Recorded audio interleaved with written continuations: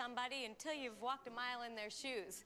We'll see how one historic New York shoe store reinvented itself after unexpectedly falling on hard times. That's coming up next on Your Business. Hey, I put some new shoes on and suddenly everything's right. I said, hey, I put some new shoes on and everybody's smiling. It's so inviting, no short on money but long on time.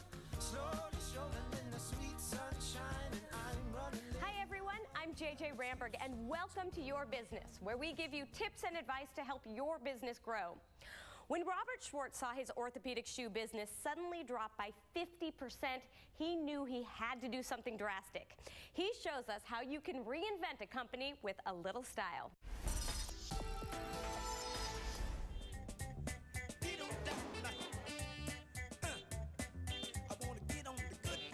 Walking through the busy showroom of the Eneslow Foot Comfort Center, you would never know that this historic New York City company almost folded after 60 years in business. I felt like I was in charge of a legacy business, that my responsibility was to make sure it continued. People come to us and we save their lives. We give them back their ability to walk on the planet pain-free. 25 years ago, Robert Schwartz was running a lucrative custom medical shoe business with 8 stores, 110 employees, and more than $4 million in revenue. The Eneslow model was based on consumers being referred by doctors. You really should have a different insert in each of your shoes. When the Medicaid train started to rev up and dominate our business, now all of a sudden people were coming in with a prescription for quote-unquote orthopedic shoes. They were really looking for free shoes. Medicare customers soon accounted for more than 50% of the company's revenue, bringing in a steady and reliable stream of business. That is, until the other shoe dropped. Warren Person, my general manager, came to me with an envelope. And in that envelope was the story of New York State Medicaid saying that the formula for Medicaid was no longer viable, that half of our business was no longer going to be there. It kind of blew us out of the water, really. And in effect, what the document said was, don't expect to stay in this business anymore. Within about 2 or 3 months, we started really feeling the results because bills weren't getting paid on time. The worry was, are we going to make it? Hey, Peter. Schwartz knew he needed to radically downsize the company in order to save it. But it took some advice from a mentor to help him figure out that downsizing meant closing 7 of his 8 New York stores. This is the time in which you need your advisors. And I was very fortunate because there was a gentleman who said, Bob, one good store, that's all you need. And so at the end of 1989, we had closed up all the branches and we were now a one-store business. Hey, I put some new shoes on and suddenly everything's right. With less overhead, Schwartz was now free to reposition his company for the future with some bold changes to the brand. While he stayed true to Eneslow's roots by keeping its custom shoe department, he also focused in on a new market for comfortable but stylish shoes that would appeal to a broader customer. I spent much more time focusing on consumer-driven products, styles that were comfortable and pedorthically oriented, but also were more fashionable. It does look like you're catering at least partly to a customer that cares about fashion, because if you look around at some of these shoes, they don't look like orthopedic shoes. You're exactly right. We could not be a store growing and doing as much business as we do and stay hardcore to the walking shoes only. The reinvention of the Eneslow brand had begun. They used to call it the old lady store. That's what they used to call it, the old lady store. But you know, as the years come by, now mostly these orthopedic shoes that are coming out right now, they're starting to look better. You know, showing to a customer, they look at them and says, is that orthopedic shoes? After 11 years of struggle, radical downsizing, and no salary, another unexpected event put Eneslow back on the map. One of our customers was a reporter for the New York Times, and he said he wanted to write an article called Suffering Souls, and it hit the New York Times front page Metro section December 15th, 1994, and our business went up 50% for the rest of the month of December, went up 30% in 1995, and we were up and running.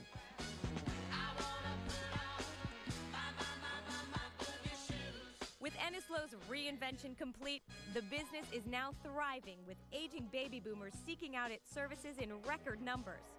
And while he says the road was rough, Schwartz said he never even thought of giving up on the business.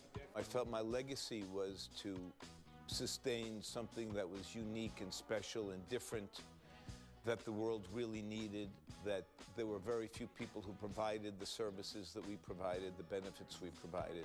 And I'm an optimist. You know, you don't think it's going to fail. It's just not going to fail.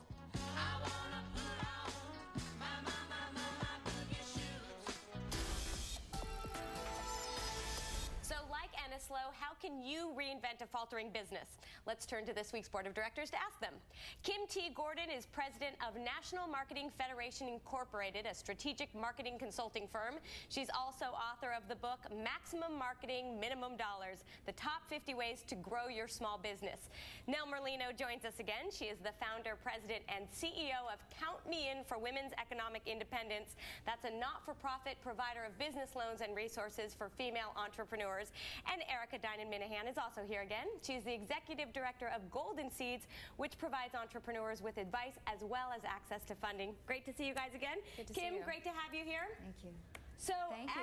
as a small business owner, Kim, I have to say that when I hear the story of losing 50% of your business at once, it just puts a knife into my heart.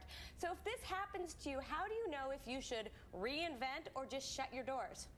I think, like Eneslow, most entrepreneurs are very passionate about what they do, so the tendency is not to close the doors. The tendency instead, JJ, is to take the first step to look around and see if there's a target audience that has a perceived need for what you market, and then look for the benefit, the chief benefit that target audience is looking for. What do they want to derive, and then retool your business in order to fulfill that need. You know, now, psychologically, though, it's hard if you get a blow like this. So how do you kind of deal with mourning your lost customers while looking towards figuring out how to save your company? The thing that struck me about this, though, more than anything, where there must have been some indications that it was coming. You don't change a government policy like this and lose. So I would also say you really need to pay attention to your biggest customers, so that you are prepared, you know, and give yourself as much time as possible to respond to something like this. Because this notion that you get it in a letter, something else was going on before that. Erica, does it make you worried, though, about having a concentrated customer base in general? I think it should make you extremely worried. I think that he knew that his gravy train was coming to an end. I mean, even in the beginning he mentioned how, you know, he knew that people were coming in there for free shoes. So with some foresight, he should have, you know, expected that the government was going to catch on to this scam. As an investor, one of the first things that we look at is customer concentration, and so we want to make sure that any company that we invest in can withstand the stress test of losing its biggest customer and adapt to it. And luckily he was, because he reinvented so quickly.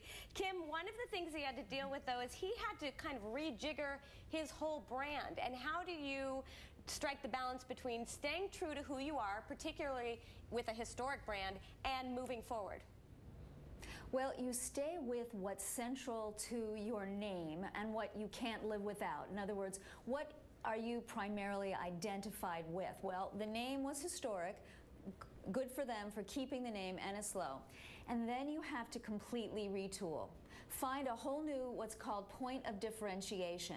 That's what separates you from all of your competition out there, and it must be something that your particular target audience wants to buy. For example, I've been coaching someone out in Tulsa, Oklahoma for several years, a woman-owned business. When I began coaching her, she had about $2 million in sales, and she was selling tape media. I coached her through this whole reorganization and retooling, and now she sells equipment and installation. She's $9 million in sales, and what we did was we redid all of her communications. I advised her to take a new look, a new approach, look at what a new audience would embrace, and then align herself with top manufacturers, and then do what's called use influential media. I apologize, I'm going to have to stop you there, but I think it's a good point that you have to step back, take a look at your whole company, and see things that you can change in times like these. All right, Kim Gordon, thank you so much for joining us. Thank you.